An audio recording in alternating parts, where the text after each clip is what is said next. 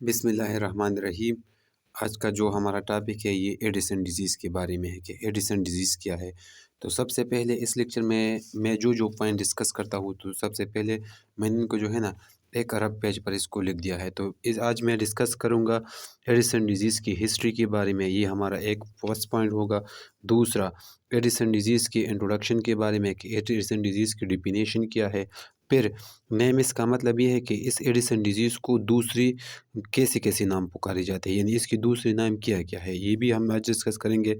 फिर मैं ये डिस्कस करूँगा कि इसकी कौन-सी काज़ जो है ना, कौन-कौन सी किस-किस की वजह से ये एडिसन डिज़ीज़ जो है ना काज़ होती है, यानी इसकी एटियोलॉजी क्या है। जो तो हमारा जो है ना पैथोफिज़ियोलॉजी के बारे में डिस्कस करूँगा कि इसकी पैथो एडिसन डिज़ीज़ की पैथोफिज़ियोलॉजी क्या है। फिर मैं साइंस एंड सिम्पटम्स के बारे में डिस्कस करूँगा और आखिर में ट्रीटमेंट के बारे में डिस्कस करूँगा। तो ये ओवरऑल एडिसन डिज़ीज़ की जो है ना ये लेक्चर है। तो एडिसन डिज़ीज़ को फिर मैं शुरू करता हूँ अपनी फर्स्ट पॉइंट से हिस्ट्री के बारे में।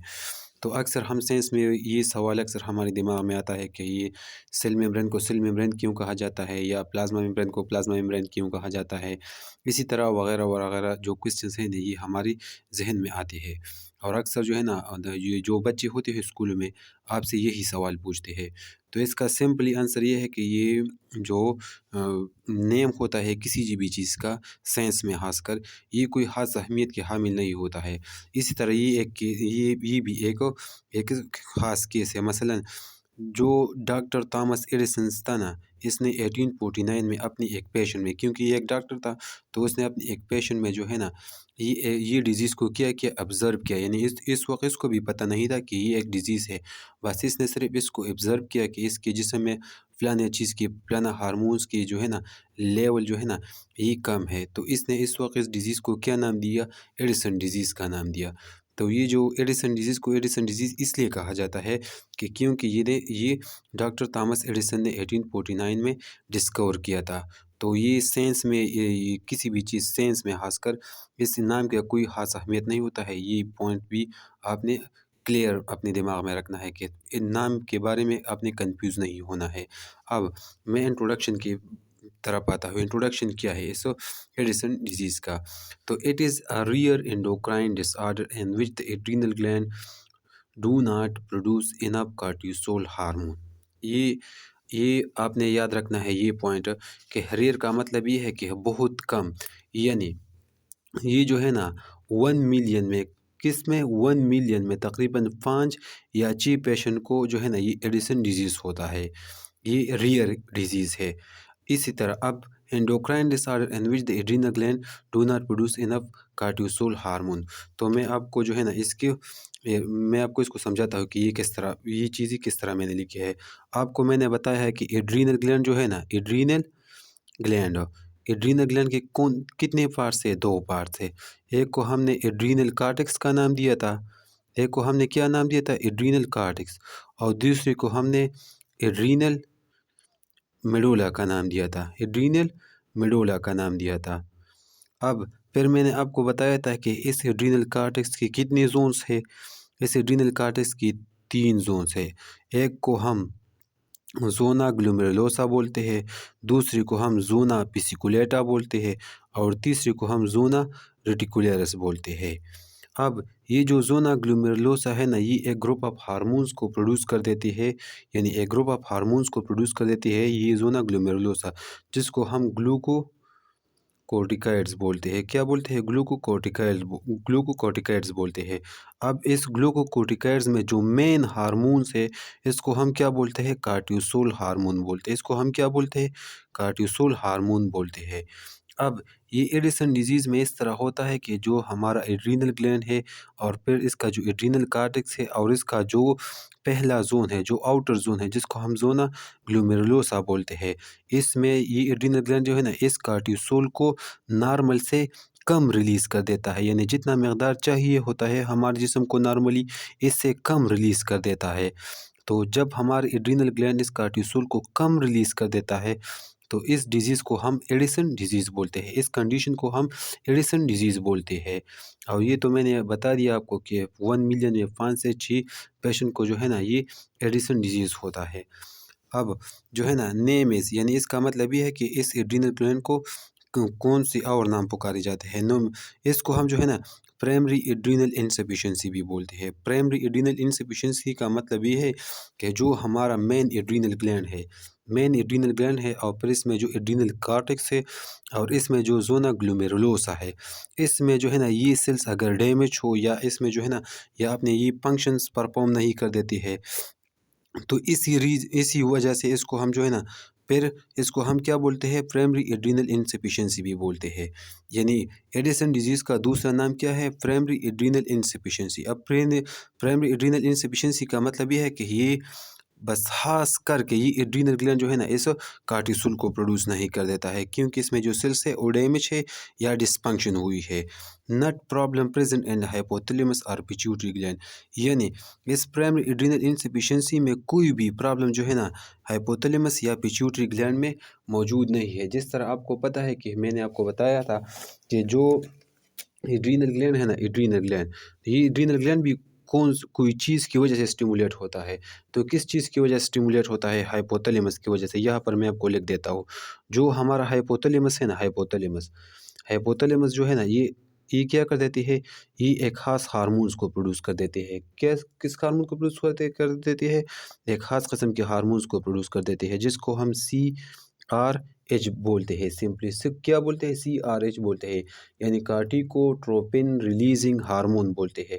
अब ये कार्टिकोट्रोपिन रिलीजिंग हार्मोन जो है ना, ये जाकर ये हमारी पिट्यूटरी ग्लैंड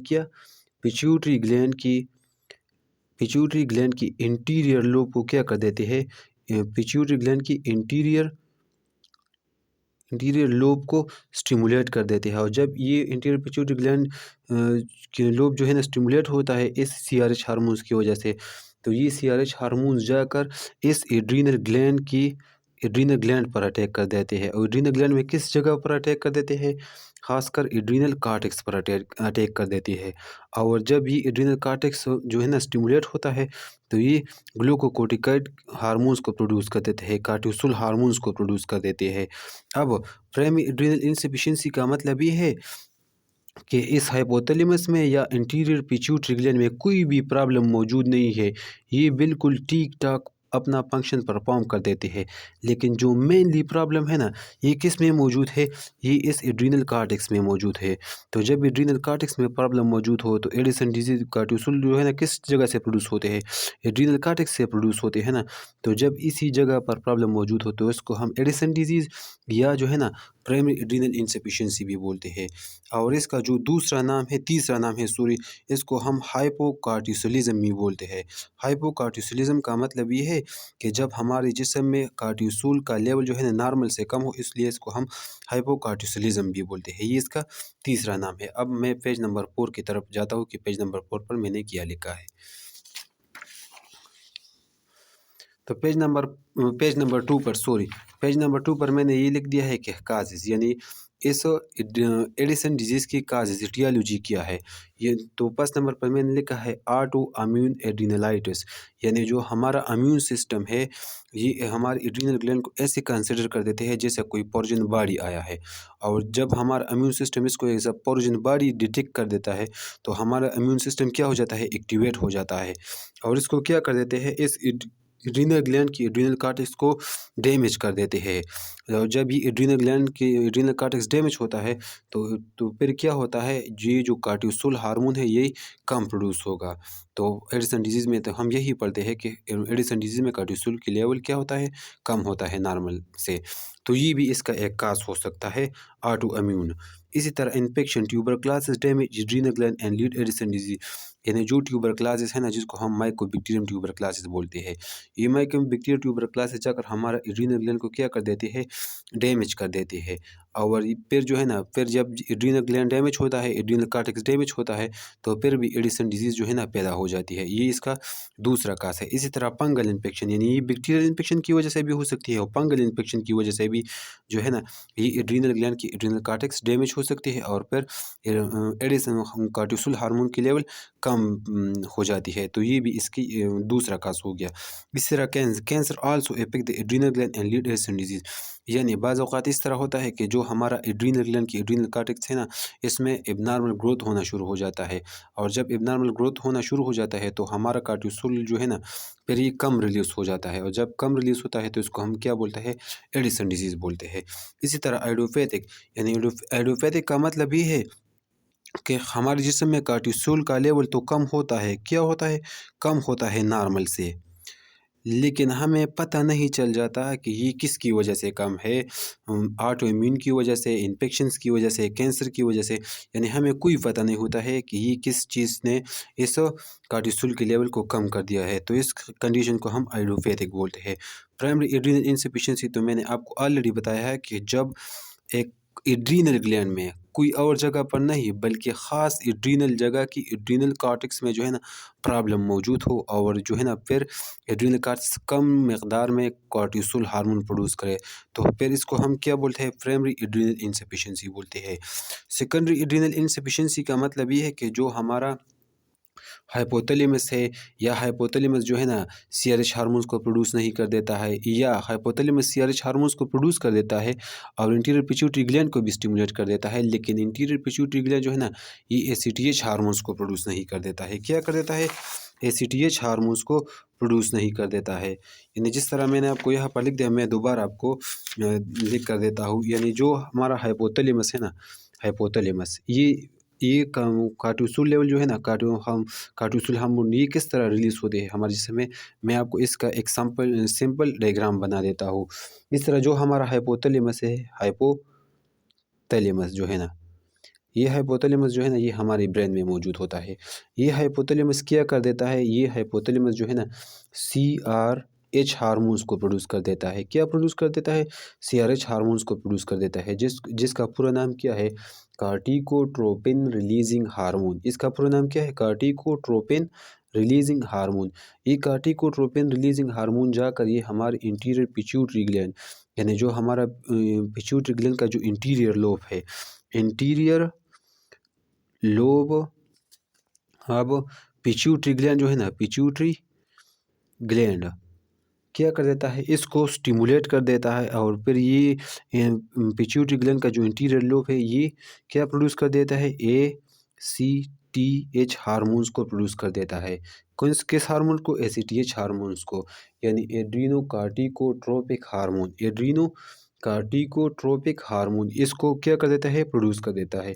और ये एसीटीएच हार्मोन जो है ना, ये फिर जाकर adrenal gland, ADRENAL, adrenal gland की एड्रीनल कॉर्टेक्स, यानी कॉर्टेक्स पर को क्या कर देता है? स्टिमुलेट कर देता है, और इसको कहता है कि आप कार्टिसोल हार्मोन्स को क्या करो? प्रोड्यूस करो। अब एडिसन डिजीज़ में इस तरह होता है कि ये कार्टिसोल का लेवल नॉर्मल से क्या हो जाता है? कम हो जाता है। क्या हो जाता है? कम हो जाता है। अब प्राइमरी का मतलब ये है कि ये ख़ास कर ये प्रॉब्लम जो है ना, ये एड्रीनल ग्लैंड के कॉर्टेक्स में मौजूद है। क्या है? एड्रीनल ग्लैंड के कॉर्टेक्स में मौजूद है।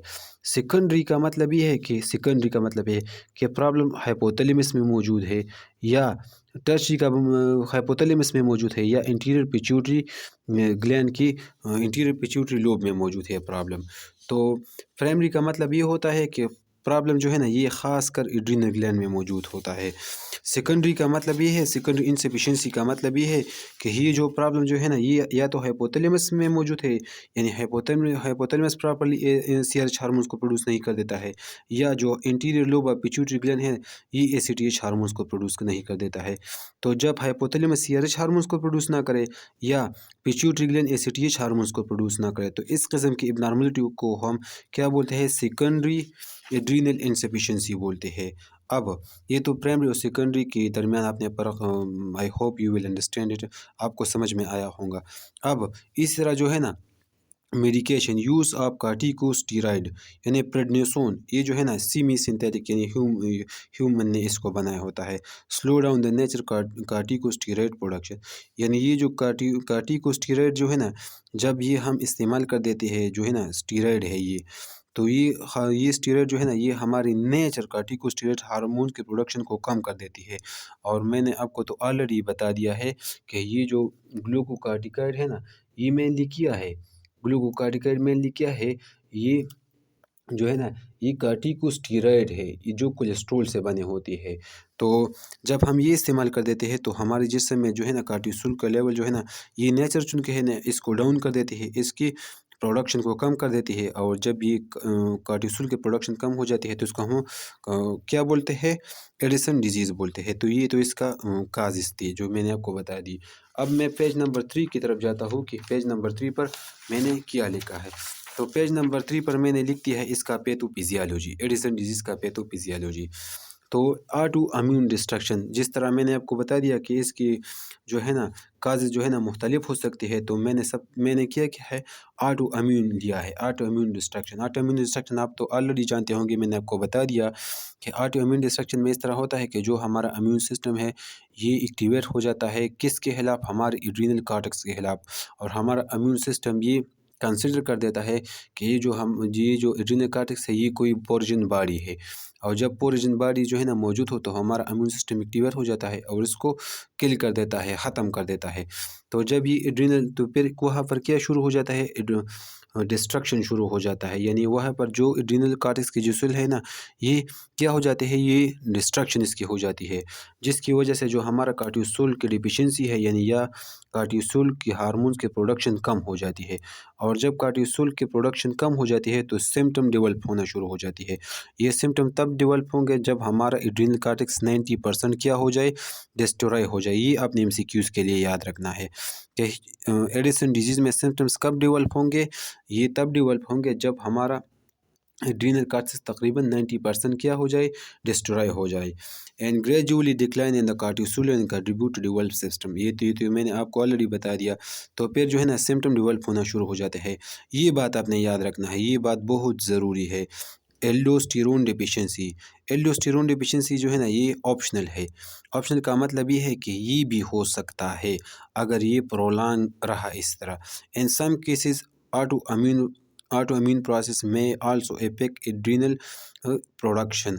यानी जिस तरह मैंने आपको बता दिया कि जो हमारा एड्रीनल ग्लैंड है ना, एड्रीनल कॉर्टेक्स के 3 जोन है, जोना ग्लोमेरुलोसा, जोना पेसिकुलेटा और जोना रेटिकुलेरिस। अब जो ज़ोना पिसिकुलेटा है ना, ये जो ज़ोना पिसिकुलेटा है, ये मैंने आपको बता दिया कि मिनरलोकॉर्टिकॉइड हार्मोन जो है ना ये प्रोड्यूस कर देते हैं। और इस मिनरलोकॉर्टिकॉइड हार्मोन में मेन हार्मोन जो है ना ये एल्डोस्टेरोन है। क्या है, एल्डोस्टेरोन है। यानी ये ज़ोना पिसिकुलेटा जो है ना ये कौन से ग्रुप हार्मोन्स को प्रोड्यूस कर देते हैं, मिनरलोकॉर्टिकॉइड हार्मोन्स को प्रोड्यूस कर देते हैं। और इस मिनरलोकॉर्टिकॉइड में जो मेन हार्मोन है जो सबसे ज़्यादा फंक्शन परफॉर्म कर देते हैं वो एल्डोस्टेरोन है। अब इस एल्डोस्टेरोन का मतलब ये है, काम ये है कि ये हमारे जिस्म में क्या करे, ये हमारे जिस्म में जो है ना ये वाटर और इलेक्ट्रोलाइट की क्या करे, बैलेंस को मेंटेन करे। अब अगर ये ऑटो इम्यून डिस्ट्रक्शन जो है ना ज़्यादा रहा, इसने ज़ोना ग्लोमेरुलोसा को भी जो है ना डिस्ट्रॉय कर दिया और ज़ोना पिसिकुलेटा को भी डिस्ट्रॉय कर दिया। तो जिस तरह ज़ोना ग्लोमेरुलोसा के डिस्ट्रॉय होने से जो है ना कार्टिसोल की लेवल कम हो जाती है, इसी तरह ज़ोना पिसिकुलेटा के डिस्ट्रक्शन होने की वजह से इस एल्डोस्टेरोन की प्रोडक्शन भी कम हो जाती है। तो जब एल्डोस्टेरोन की प्रोडक्शन कम हो जाती है तो जो है ना वाटर और इलेक्ट्रोलाइट की इम्बैलेंस हो जाती है। इसकी वजह से एल्डोस्टेरोन का फंक्शन ये है कि ये वाटर इलेक्ट्रोलाइट की बैलेंस को मेंटेन करे। अब ऑटो इम्यून डिस्ट्रक्शन की वजह से ये ज़ोना पिसिकुलेटा भी डिस्ट्रॉय हो जाती है और इस एल्डोस्टेरोन का जो है ना ये कम हो जाती है और इलेक्ट्रोलाइट जो है ना ये इम्बैलेंस हो जाती है। तो पार्टिकुलरली जो मैंने यहाँ पर लिख दिया है, aldosterone deficiency can lead electrolyte imbalance particular sodium and potassium level that then develop the symptoms like dehydrations, muscle weakness, change in the heart rhythm. ये आपने याद रखना है कि जब एल्डोस्टेरोन जो है ना ये कम हो जाती है या इसकी डिफिशिएंसी हो जाती है तो डिहाइड्रेशन हो जाती है, हमें मसल वीकनेस और change in the heart rhythm. ये आगे मैं डिस्कस करूँगा कि ये किस तरह हो जाती है, लेकिन आपने सिर्फ यही पर सिर्फ ये याद रखना है कि ये जो है ना ये ऑप्शनल है, यानी ये भी इस ऑटो इम्यून डिस्ट्रक्शन की वजह से हो सकती है। तो फिर क्या हो जाती है, एल्डोस्टेरोन जो है ना प्रोडक्शन कम हो जाती है और वाटर इलेक्ट्रोलाइट जो है ना इम्बैलेंस हो जाती है, और जिसकी वजह से हमें डिहाइड्रेशन, मसल वीकनेस और चेंज इन हार्ट रिदम का सामना करना पड़ता है। तो ये तो इसके पैथोफिजियोलॉजी था। अब तो मैं पेज नंबर 4 की तरफ जाता हूँ कि पेज नंबर 4 पर मैंने क्या लिख दिया है। तो पेज नंबर 4 पर मैंने लिख दिया है साइंस एंड सिम्टम्स। यानी अब इस एडिसन डिजीज़ की साइंस एंड सिम्टम्स कौन कौन से हैं। Hyper pigmentation, high level of ACTH hormone, जो कि मैंने आपको ऑलरेडी बता दिया कि एसीटीएच हार्मोन जो है ना ये किस जगह से प्रोड्यूस हो जाती है। हमारे पिट्यूटरी ग्लैंड की इंटीरियर लोब जो है ना ये एसीटीएच हार्मोन्स को प्रोड्यूस कर देते हैं। जब high level of ACTH hormone, यानी जब हमारे पिट्यूटरी ग्लैंड को ज़्यादा एसीटीएच हार्मोन्स प्रोड्यूस करे तो दे स्टिमुलेट द मेलानोसाइट, यानी ये जो हमारी स्किन में एक ख़ास किस्म के हमारी स्किन में एक ख़ास किस्म के सेल्स मौजूद होता है, जिसको हम क्या बोलते हैं, मेलानोसाइट बोलते हैं। तो ये एसीटीएच हार्मोन मेलानोसाइट को भी स्टिमुलेट कर सकती है, कर देती है, और leading increase the skin pigmentation. और जब ये एसीटीएच हार्मोन ज़्यादा प्रोड्यूस हो जाती है तो ये मेलानोसाइट को स्टिमुलेट कर देती है, और जो है ना फिर इंक्रीज पिगमेंटेशन का मतलब ये है कि हमारा स्किन जो है ना क्या हो जाती है, ब्लैकिश हो जाती है। तो इसको हम क्या बोलते हैं, हाइपर पिगमेंटेशन हो जाती है। ये तो इसका एक सिम्पटम हो गया। दूसरा, electrolyte imbalance, dehydration, sudden drop in blood pressure. ये आपने याद रखना है। किस तरह, ये इसकी मैंने नीचे वजाहत लिख दी है। एंड एड्रीनल क्राइसिस सिचुएशन, यानी जब हमारा एड्रीनल ग्लैंड तकरीबन बिल्कुल ख़त्म हो गया हो, तो zona fasciculata aldosterone damage and then aldosterone not work effectively.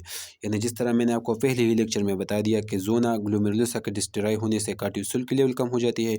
इस तरह जब ज़ोना पिसिकुलेटा डिस्ट्रॉय हो जाती है तो एल्डोस्टेरोन जो है ना ये कम प्रोड्यूस हो जाती है। जब एल्डोस्टेरोन कम हो तो ऑलरेडी जो है ना हमें डिहाइड्रेशन होगा, क्योंकि हमारा इनपुट और आउटपुट जो है ना इम्बैलेंस होगा, इलेक्ट्रोलाइट इम्बैलेंस हो गया, और हमारा ब्लड प्रेशर, जब हमें डिहाइड्रेशन होता है तो हमारा ब्लड प्रेशर जो है ना ऑटोमेटिक ही कम हो जाता है। तो ये जो है ना ये तो इसकी साइंस एंड सिम्टम थी। अब weight loss and cortisol convert food into energy. Cortisol hormones का फंक्शन ये है कि ये फूड को एनर्जी में कन्वर्ट करे, यानी फूड कोई भी हो सकता है, प्रोटीन हो सकती है, लिपिड हो सकती है, कार्बोहाइड्रेट हो सकती है। तो ये कार्टिसोल जो है ना इस हार्मोन्स की मदद से ये कार्बोहाइड्रेट जो है ना एनर्जी में कन्वर्ट हो जाती है। And the Edison disease and Edison condition, adrenal gland not produce cortisol, यानी हमें जब एडिसन डिजीज़ होता है तो फिर वहाँ पर कार्टिसोल हार्मोन तो प्रोड्यूस नहीं होते हैं। जब कार्टिसोल हार्मोन्स नहीं प्रोड्यूस होते हैं, then disturbance occur in the normal metabolism process. तो इसकी वजह से जो नॉर्मल मेटाबॉलिज्म प्रोसेस है ना ये मुतासर हो जाती है। And decrease the ability to utilise carbohydrate, fat and protein. तो हमारे जिस्म में तो कार्बोहाइड्रेट, प्रोटीन, फैट मौजूद होंगे, लेकिन इसको यूटिलाइज करने के लिए कार्टिसोल की हार्मोन मौजूद नहीं होंगे, कार्टिसोल हार्मोन मौजूद नहीं होंगे, और हमारी जो है ना फिर हम इसी तरह वेट लॉस का शिकार होंगे। क्योंकि किस हार्मोन ना होने की वजह से, कार्टिसोल हार्मोन्स की ना होने की वजह से हमें मुसलसल हम काम करेंगे, लेकिन हमें जो है ना मुसलसल एनर्जी फिर नहीं मिलती है। इसी तरह जो है ना हमारा वेट कम होता जा रहा है। अब जो 4 नंबर सिम्टम्स हैं, loss of appetite, the patient feel tired और week, eat adequately, it is normal imbalance on the body can lead nausea in which affect appetite। यानी पेशेंट जो है ना इस कंडीशन में क्या होता है, टायर्ड होता है, वीक होता है। ये तो ये जो है ना ये एक ऐसी कंडीशन है जिसमें पेशेंट को ये जो साइकोलॉजिकल है ना इसकी वजह से इसको जो है ना एपेटाइट होता है, यानी ये लॉस ऑफ एपेटाइट होता है, इसको भूख नहीं लगता है। किसकी वजह से, वीकनेस की वजह से, टायर्डनेस की वजह से। और दूसरा बात यह है कि ये हार्मोनल इम्बैलेंस भी है। हार्मोनल इम्बैलेंस की वजह से जो है ना पेशेंट को बार बार नाज़िया और वोमिटिंग आ जाती है, और जब पेशेंट को नाज़िया वोमिटिंग आती है ना तो फिर इसको खाने का दिल नहीं करता कि मैं कुछ खाऊं, क्योंकि इसको ऑलरेडी यही उम्मीद होता है कि जो चीज़ मैं खाता हूँ वापस में से बाहर निकालना हो, तो इससे अच्छा ये है कि मैं ना खाऊं। तो लॉस ऑफ एपेटाइट इसी वजह से होता है। अब मैं पेज नंबर 5 की तरफ जाता हूँ कि पेज नंबर 5 पर मैंने क्या लिख दिया है। तो पेज नंबर 5 पर मैंने लिख दिया है मसल एचेस, यानी ये इसका 5वां सिम्टम्स है तकरीबन। The cortisol has anti inflammatory property, यानी जो कार्टिसोल जो हार्मोन है यानी ये एंटी इन्फ्लेमेटरी प्रॉपर्टीज भी रखता है। ये भी आपने एमसीक्यूज़ के लिए याद रखना है। And Addison disease cortisol production decrease and inflammation is compromise. तो जो एंटी इन्फ्लेमेटरी प्रॉपर्टी तो कार्टिसोल हार्मोन्स का है, तो एडिसन डिजीज़ में क्या होता है, कार्टिसोल के हार्मोन्स की प्रोडक्शन कम हो जाती है। जब कार्टिसोल हार्मोन्स की प्रोडक्शन कम हो जाए तो इन्फ्लेमेशन हमारी बॉडी का नेचुरल रिस्पॉन्स जो है ना ये क्या हो जाती है, कंप्रोमाइज़ हो जाती है। The lack of the anti inflammatory action में lead inflammation and pain muscle and joint. और जब इन्फ्लेमेटरी प्रोसेस जो है ना ये हमारा कम हो जाता है, डिक्रीज हो जाता है, तो इसकी वजह से हमें पेन भी होती है, मसल एचेस मसल जॉइंट्स भी होती है, muscle pain muscle and joints भी होती है। यानी हम पेन जो है ना ये हमारी मसल्स में भी हो सकती है और जॉइंट्स में भी हो सकती है। ये तो इसका एक ही रीज़न था। दूसरा रीज़न ये है, due to the electrolyte imbalance muscle weakness and aches occur. ये तो इसका एक रीज़न था कि इसकी मसल इचेस इसकी वजह से हो सकती है। दूसरा रीज़न ये है कि जो जब इलेक्ट्रोलाइट की इम्बैलेंस होती है, यानी ऑप्शनल कंडीशन में जो एल्डोस्टेरोन की जो है ना, एल्डोस्टेरोन भी इसमें अगर डिस्टर्ब हुई है, तो जब एल्डोस्टेरोन डिस्टर्ब होती है तो इलेक्ट्रोलाइट जो है ना ये इम्बैलेंस होती है। और हमें तो पता है कि ये जो हमारे मसल जो कंट्रैक्शन और रिलैक्सेशन है ये तो किसकी वजह से होती है, ये तो इलेक्ट्रोलाइट की वजह से होती है। तो जब इलेक्ट्रोलाइट हमारे जिस्म में प्रॉपर मकदार में मौजूद ना हो तो इसकी वजह से हमें मसल वीकनेस या मसल इचेस का सामना भी करना पड़ता है। Fatigue, dehydration can lead muscle cramp and aches and fatigue. यानी जब हमें डिहाइड्रेशन होता है तो इसकी वजह से हमारे मसल जो है ना ये दर्द कर देते हैं और हमें जो है ना ये क्या होता है, और फटीग होता है। ये तो इसका दूसरा सिम्पटम था। डिहाइड्रेशन, डिहाइड्रेशन जो है ना, कार्टिसोल जो है ना, diarrhoea, sorry diarrhoea. Cortisol as a stress hormone, यानी कार्टिसोल को हम स्ट्रेस हार्मोन भी बोलते हैं। यानी जब हमें कोई स्ट्रेस होती है तो इसको मैनेज कौन कौन से हार्मोन्स की मदद से किया जाता है, कार्टिसोल की मदद से किया जाता है। अब डायरिया में इस तरह होता है कि हमारे जिस्म में कार्टिसोल की लेवल क्या हो जाती है, लो हो जाती है। और जब हमारे जिस्म में कार्टिसोल हार्मोन्स की मकदार कम हो जाए तो डायरिया डेवलप होती है। इसी तरह अब जो हमारा लास्ट पॉइंट है ट्रीटमेंट के बारे में है। क्या है, ट्रीटमेंट के बारे में है कि इस एडिसन डिजीज़ की ट्रीटमेंट हम किस तरह कर सकते हैं। कार्टिकोस्टेरॉइड रिप्लेसमेंट, यानी हम इस तरह कर सकते हैं कि क्या करें, हम पेशेंट को है ना बाहर से कार्टिसोल हार्मोन्स फराहम करें। क्या करें, इसको कार्टिकोस्टेरॉइड रिप्लेसमेंट बोलते हैं। या अगर इसमें जो है ना ज़ोना पेसिकुलेटा डैमेज हुआ है तो हम मिनरलोकोर्टिकॉइड रिप्लेसमेंट यानी एल्डोस्टेरोन जो है ना इसको प्रोवाइड कर देते हैं बाहर से। यानी इसका एक डिसएडवांटेज ये है कि कंटिन्यूसली हम पेशेंट को कार्टिसोल या एल्डोस्टेरोन जो है ना ये प्रोवाइड कर देते हैं, क्योंकि इसका एड्रीनल ग्लैंड जो है ना ये तो क्या है, ये तो डिस्ट्रॉय हुआ है। तो ये जो है ना ये इसका ट्रीटमेंट था, corticosteroid replacement and mineralocorticoid replacement. Severe condition में हम मिनरलोकोर्टिकॉइड रिप्लेसमेंट भी देते हैं एडिस ताकि एल्डोस्टेरोन हार्मोन का भी बैलेंस हो जाए और कार्टिसोल का भी बैलेंस हो जाए। तो ये था आज का हमारा लेक्चर था। इंशाल्लाह मिलेंगे अगले लेक्चर में। Thank you.